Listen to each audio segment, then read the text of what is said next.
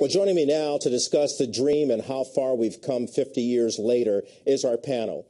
Angela McGlowan, Fox News political analyst and best-selling author of the book Bamboozled. Joel Freeman, author of A White Man's Journey Through Black History. And Jack Gaines, author of My Brother's Keeper, Not My Brother's Killer.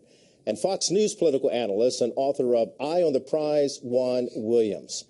Thank you for being here with us. And, you know, this is such an important time in our history as we reflect on the 50th anniversary of the March on Washington and, of course, Dr. King's I Have a Dream speech. So, Juan, based on that, how far have we come in pursuing and fulfilling that dream? Well, I don't think there's any question. If my dad, you know, I was 9 years old in 1963, so my dad was at the march. I mean, he was a man who would have been, as a black man, living in a segregated neighborhood. His children would not have been able to attend integrated schools. His job opportunities would have been severely limited. He certainly could not be working at a major network as I do or writing books. So it was a wholly different world, Kelly. I mean, there's just no getting away from that. It's one of those situations I think best captured by Dr. King, who said, you know, we've come a long ways, but we still have a ways to go. Jack, I don't want to divulge your age, but you've experienced racism in that segregated South, and you went on to still overcome. How? Well, it was, I guess I have to attribute that to my parents, the way that we were raised. We were raised with absolutely no bias in our family. My father started a Little League team when we were about 10 years old in 1955. And we had two young white kids that played with us. And so I learned how to get along cross-culturally very early in my life. And so when I did sign a professional baseball contract in 1962, I was able to deal with the situation that I was put into, but there were still some things that I couldn't understand. When I went to spring training the first time with Boston and Ocala, Florida, I could not stay at the Marion Hotel. I had to stay at a house about a mile away. So I've seen tremendous strides made since my early childhood. How far have we come, especially what Jack's talking about in terms of reconciliation between races? Well, I think I echo what has been said. We've come a long ways and a whole lot more to go. But I just think the way I look at it as a white man from Canada, left home when I was 17, hitchhiked all around North America, and long-haired hippie and all the rest of it. I just see that it's part of the human condition. We're always going to probably be dealing with biases and stereotypical thinking. And just like anything else, every day we take a look at our own selves and say, I want to be a person that is helping the cause and not coming against it. Angela, you grew up in Mississippi.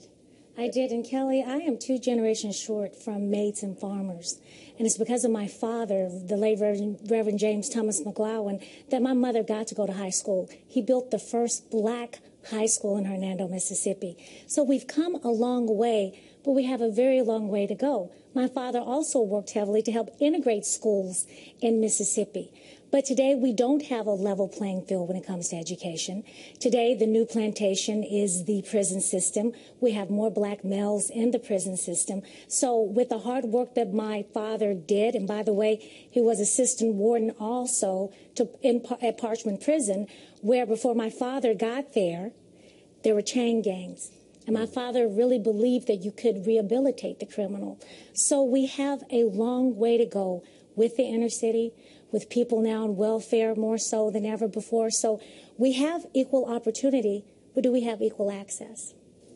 Well, in answer to that question, I mean, if you look at the gaps that exist in American life, some stand out very large, obviously from the point of infant mortality.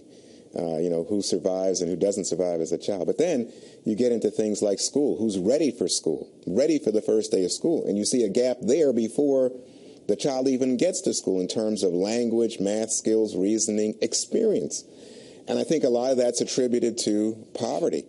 And I'll come to that in a second, but let me go along the school track and say that then you come to achievement gaps in school, and you know that there's a persistent achievement gap between black, white, and Hispanic children. And then you get to graduation rates. Who drops out again, a tremendous gap.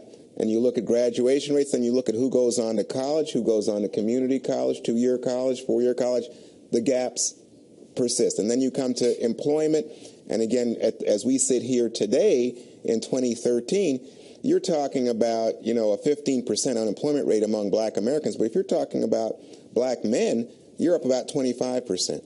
And if you're talking about poverty rates, again, you're talking about a poverty rate in black America of about 25%, Kelly. So, these rates are just evidence that we still have a struggle on our hands. But to my mind, it's what's critical here, as much as Joel was talking about the change coming from within. And I think Joe was talking about this also when you're rooting for the team. I was so taken Joel by and Jack, with that story. No, Joel was talking about the change coming from within one person making a difference. I am so focused on the idea that right now, as opposed to so much of the civil rights leadership talking about systemic racism and the history of racism, that we need to focus on things that we can do to help our children, that we can do specifically as individuals, as members of our families, as members of our neighborhoods, our churches, take steps to help young people get their foot on that first rung of that ladder of upward success. So these are things that, that I think are pretty simple about, staying in school, that school isn't just for white people. You know what I'm saying? Mm-hmm. That marriage isn't for white people. You got to do something about that out of wedlock birth rate. Mm-hmm. That we've got to say staying in the workforce, not thinking you're going to be an NBA star, critically important. If I could add from our community, when people do make a stand, when they step out, some people in our own community insult them. Look at Bill Cosby with the pound cake speech. And also talking about the achievement gap. In the Delta part of Mississippi, you have kids in the 9th grade that read on the 3rd grade level.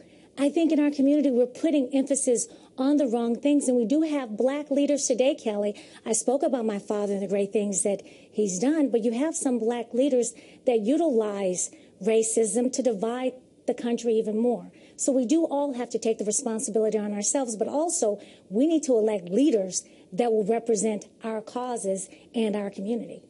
So, Jack, when you hear this, and what they're talking about is very true. It's very fundamental what's going on in America. It's very clear that there are some disparities. Some of these disparities have been self-inflicted. So what should be done to overcome those deficiencies in terms of living up to the dream? Well, there's a basic foundational principle that we need to apply, and that's what the title of my book is, My Brother's Keeper, Not My Brother's Killer. We have become our brother's killer and not considered what God would have us to live, how God would have us to live as being our brother's keeper. And we become experts at killing our brother. What happened to cause that? That wasn't how we were supposed to be. So what we have to do is find out what the problem is, and that problem, personally, is a spiritual problem. If we don't understand that we were created to be keepers of our brother and not killers of our brother, we won't come up with the solution to the problem because we won't know what it is. And isn't that what Dr. King tried to address? Not only for a black man, but also for a white man in America, so that we could all come together in some form of brotherhood and have this quote-unquote beloved community. Joe, what do you think? How do we get there? Well, I think it's multi-layered.